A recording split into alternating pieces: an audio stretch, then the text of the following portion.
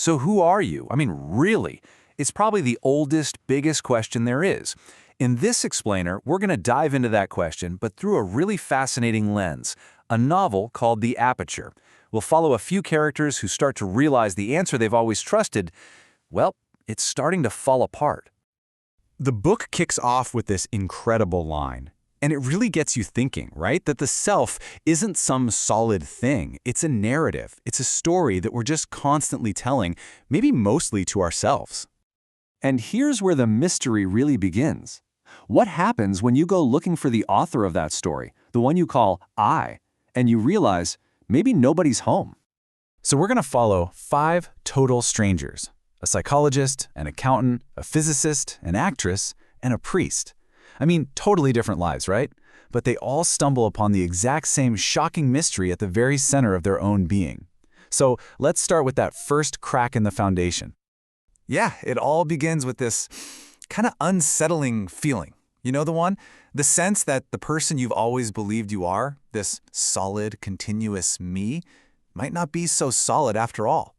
So first up is Miriam. She's a psychologist, and her entire career is built on this idea that the self can be mapped out, understood, maybe even repaired, like a little machine. The thing is, she secretly feels like a total fraud because deep down, she's starting to doubt that the machine even exists in the first place.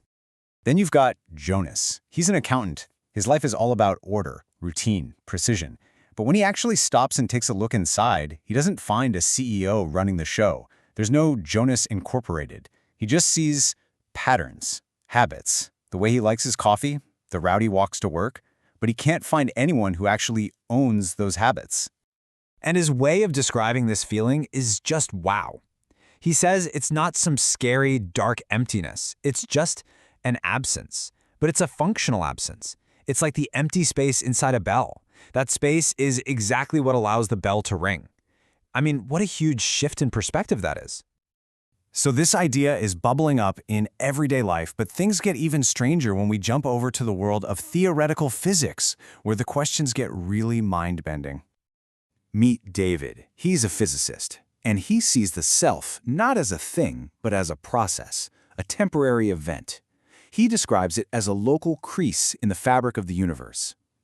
It's not some permanent resident living in your head, it's just a momentary phenomenon. And this leads him to a pretty stunning conclusion. He sees all the thoughts, feelings, and actions playing out, but when he looks for the director behind the curtain, there's nobody there. The performance is just happening, all by itself. And this is where it gets really cool. You have 2 people from completely different worlds arriving at the exact same place.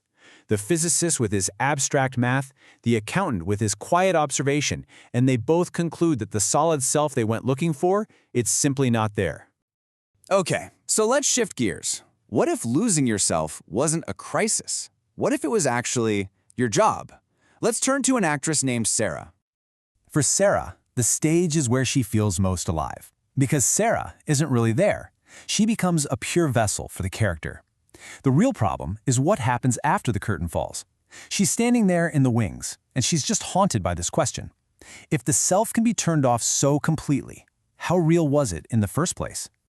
This experience sends her digging into all these mystical traditions, and she starts to wonder, maybe when people talked about no self or annihilation of the self, they weren't just using flowery metaphors. Maybe they were giving practical, literal descriptions of what she was experiencing every single night. And here's where the story really starts to converge. Our strangers, each lost in their own private mystery, somehow begin to find each other. Our final character is Father Thomas, and his crisis is maybe the most profound of all. After more than 30 years as a priest, he doesn't lose his belief in God. No, he loses the believer.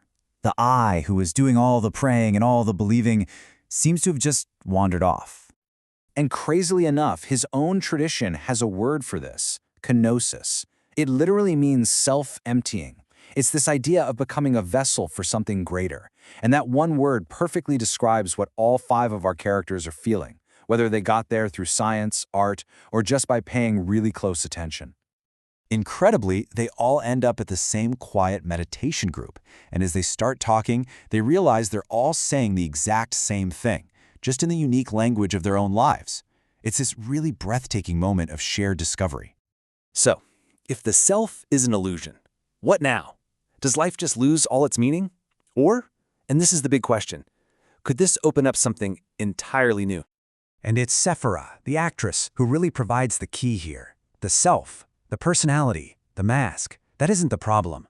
The only problem is forgetting that you're the one wearing the mask, and that the awareness behind it can wear anything. So you see, this isn't about some war against the ego. It's about holding two truths at once. A lot like in physics, where light can be both a wave and a particle, we can be both a character playing a role and the open space in which the whole play unfolds. And you know, this state of selflessness isn't some rare thing just for mystics. We've all been there. Think about it. When you're falling in love, or totally absorbed in your work, or in a moment of pure, uncontrollable laughter, that nagging inner narrator, the I, it just disappears. We just usually forget to notice. So, we end right back where we started, but with a different question. If the self is a role you're playing, a mask you're wearing, that's not a loss. That is the ultimate freedom. The only real question left is, what role, what mask are you going to choose to wear today?